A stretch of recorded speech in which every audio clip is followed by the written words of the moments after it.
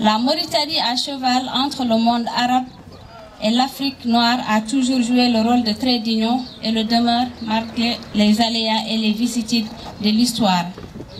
Vecteur de culture islamique, terre d'hospitalité légendaire, elle est aujourd'hui plus que jamais interpellée pour jouer sa partition dans le concert des nations. Elle est et reste la mieux placée pour faciliter et promouvoir le dialogue des peuples dans leurs différences culturelles, artistiques et religieuses. Pour les amener à se connaître davantage, à se comprendre, à s'accepter, à se tolérer dans un esprit d'échange et d'intégration mutuelle. Cette initiative axée sur le rapprochement, les échanges et l'intégration des cultures et des peuples africains et arabes adopte une approche à deux détentes, à savoir la promotion d'une symbiose et d'une intégration culturelle au sein de l'Afrique noire et une dynamique régionale,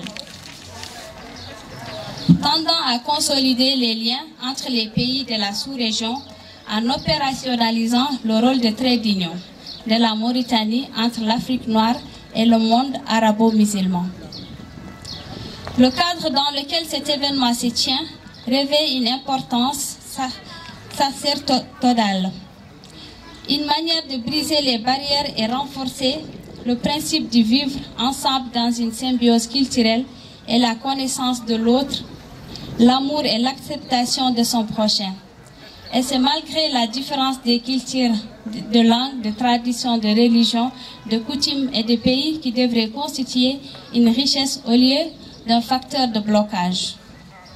Mesdames et messieurs, on ne saurait assez souligner les enjeux stratégiques et l'importance de l'intégration culturelle et régionale.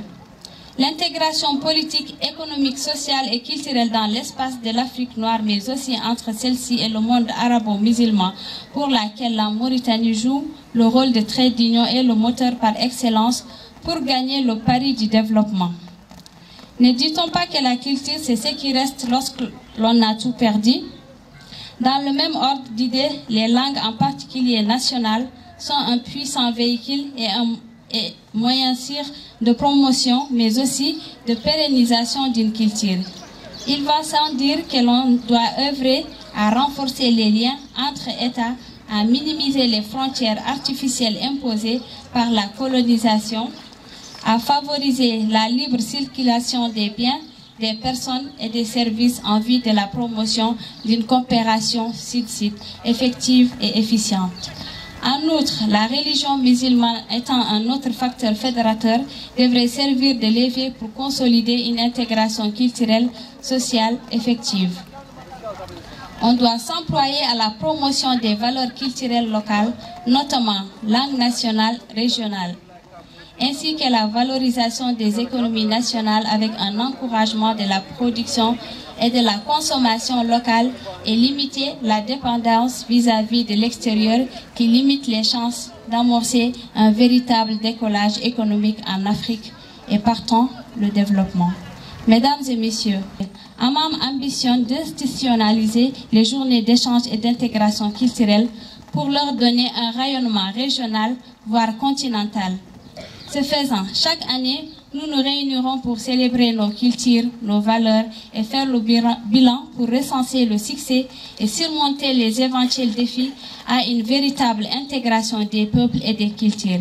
Je demeure pour ma part convaincue que ces journées vont, à n'en point douter, contribuer à asseoir les bases d'un environnement stable, politiquement prospère, économiquement viable, culturellement et juste moralement favorable à l'investissement productif et au développement national et régional durable. Je souhaite plein succès à nos 72 heures d'échange d'intégration culturelle. Je vous remercie de votre aimable attention. Ça c'est la tête de la dièse pastel, c'est la dièse magique, ça c'est la reine Nefertiti, ça quelques trésors qu'on trouve pour les rois et les monuments égyptiens, ça quelques exemplaires qui représentent l'Égypte, ça c'est Sinaï, ça c'est le tabac. au nord. Ça, c'est l'Égypte et le projet sous-marin d'Alexandrie et de Sinaï. Ça, c'est quelques exemplaires de monuments égyptiens. Ça, c'est la plus ancienne pyramide dans le monde entier. C'est la pyramide à décrit de roi Djeffer. Ça, c'est le musée de Hazar, le musée de Hazar. Ça, c'est quelques photos de la monnaie qui se trouve en Égypte. Au niveau de Chalet-Kelbet, le corps de Lyon. Ça, c'est le gîte. La terre. Mesdames, le stand à cire, c'est tout à fait normal. Oui, monsieur, allez-y.